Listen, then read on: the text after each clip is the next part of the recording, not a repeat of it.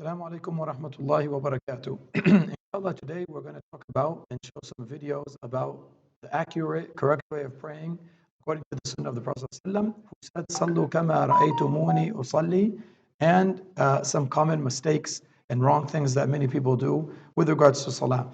So first of all, it's important to know that the Salah of only a Muslim will be accepted by Allah subhanahu wa ta'ala, and the Salah that's in accordance to the Sunnah of the Prophet ﷺ, that will only be accepted by Allah subhanahu wa ta'ala. These two conditions that we've been saying now for the past days.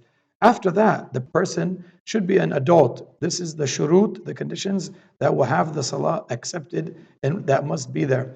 Other than that, purification, tahara, wudu, like we mentioned. So the person has to be in a state of wudu, his clothes have to be clean, the place that he prays in has to be clean. Covering the awra, and this is known for the men and known for the women. Facing the Kaaba, making sure to pray on time, and using a sutra. So let us begin. So now we have this young man, he's making his niyyah, he's getting ready for salah, he's getting his sutra, which is any type of object, even a wall, that we're going to pray towards. That way no one passes between us and the sutra. And we begin, Takbiratul Ihram. We say Allahu Akbar, and we raise the hands to either our shoulder or to our ears, and we cross right over left. And here are three different styles of how we could put our hands, and we say different type of opening dua. Here's one on the screen. Here's another one that's most common. Subhanak Allahumma wa bihamdik wa tabarak asmak wa ta'ala jadduk wa la ilaha ghayruk. And we begin with Surah Al-Fatiha.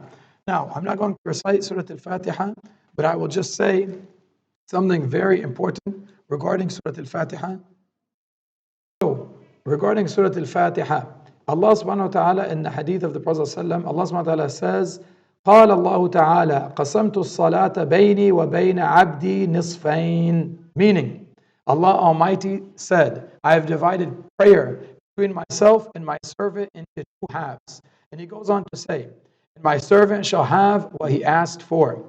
So when my servant says, Alhamdulillahi Rabbil Alameen, all praise is due to Allah, the Lord of the worlds. Allah subhanahu wa ta'ala says, my servant has praised me. When He says, Ar-Rahman, Ar-Rahim, Allah says, meaning the gracious, the most merciful. Allah says, my servant has exalted me.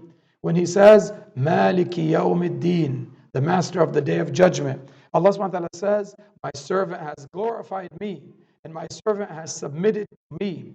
When He says, إِيَّاكَ نَعْبُدُ وَإِيَّاكَ نَسْتَعِينُ, you alone we worship, and you alone we ask for help. Allah says, this is between me and my servant will have what he has asked for. When He says, guide us to the straight path, اهدنا الصراط المستقيم صراط الذين أنعمت عليهم غير المغضوب عليهم ولا الضالين. Allah says, this is for my servant, and my servant will have what he has asked for.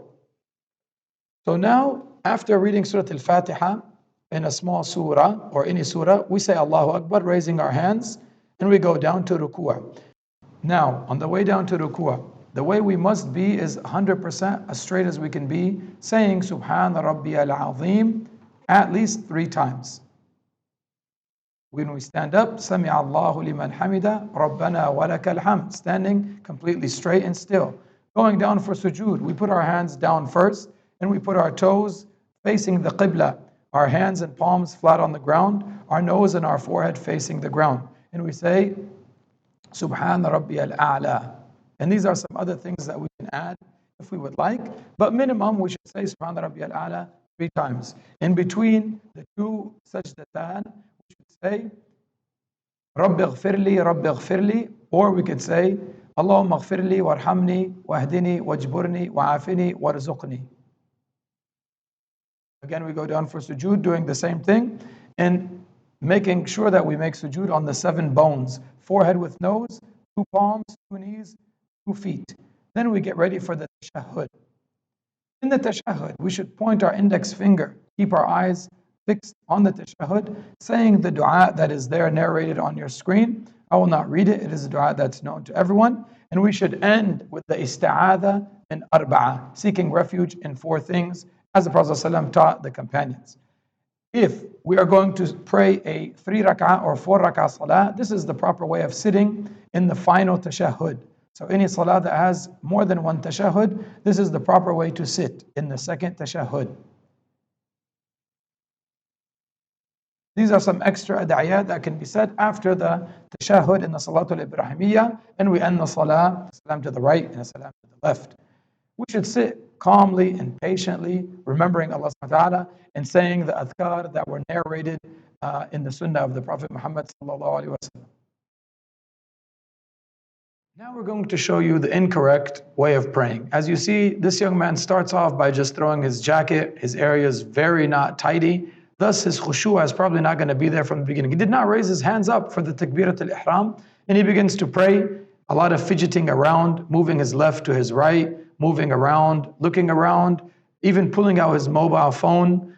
Maybe he was getting a call. And this is clearly going to take away from his khushu'. His hands are not in the proper ways that you should put your hands.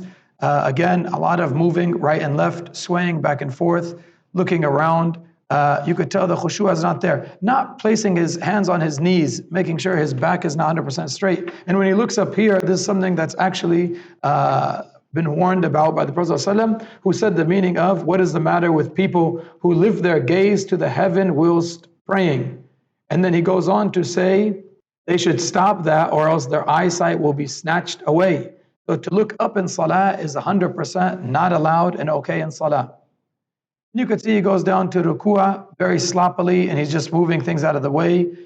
His feet are way outspread, and these are incorrect ways that our feet are during salah. They should be together.